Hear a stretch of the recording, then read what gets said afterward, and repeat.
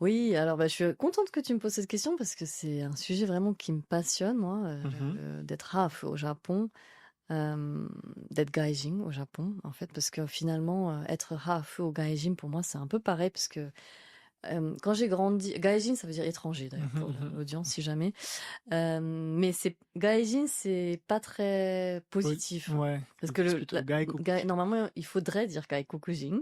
Mais bon, ils disent quand même beaucoup gaijin, surtout si c'est des enfants. Et moi, en grandissant, j'ai toujours entendu ce mot, ah, gaijin, gaijin. Mmh.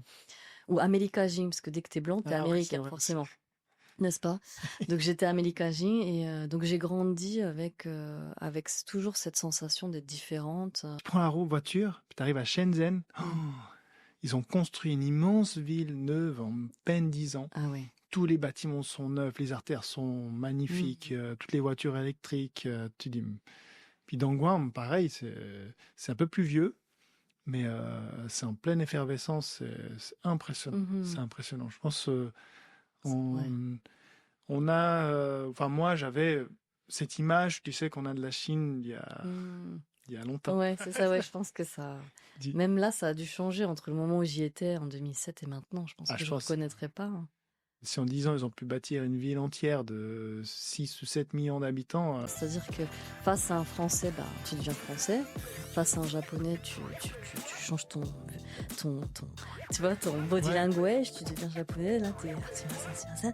Là, j'ai eu le même challenge parce que là, je voulais devenir française, mais j'étais pas française.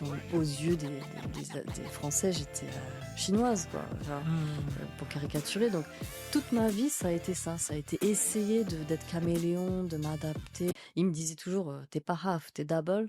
T'as cette Hmm. chance d'avoir. Ah, j'aime bien ce style. Ouais, il me disait ça. Mhm. T'es pas que moitié, parce que moitié half, ça veut dire quoi? T'es moitié humain. J'aime pas ce mot, mais donc il me disait t'es double. Et il a toujours prévenu mon mari, donc son gendre, en disant tu verras, un jour tes enfants vont te dépasser dans l'apprentissage du japonais, là, parce que mon mari, il a quand même pris une longueur d'avance, il a commencé 1 an avant de partir. Mhm. Enfin, mais plus pour lui, mais mon père l'a prévenu en disant un jour les enfants vont te dépasser, donc Hmm. juste Hmm. sois prêt. Sois prêt. Donc ne jamais dire jamais. D'ailleurs, c'est le Non. titre de mon deuxième livre, ça. Ne jamais. Et que j'aime bien, parce qu'à chaque fois que j'ai dit jamais, j'ai fait l'inverse. Donc, Oui, c'est ça. Moi, c'est pareil. Donc, je me dis jamais je vivrai aux États-Unis, ça m'attire pas du tout. Et puis finalement, les États-Unis, c'était sympa. Après, chaque État a une culture totalement différente, donc on peut pas trop généraliser.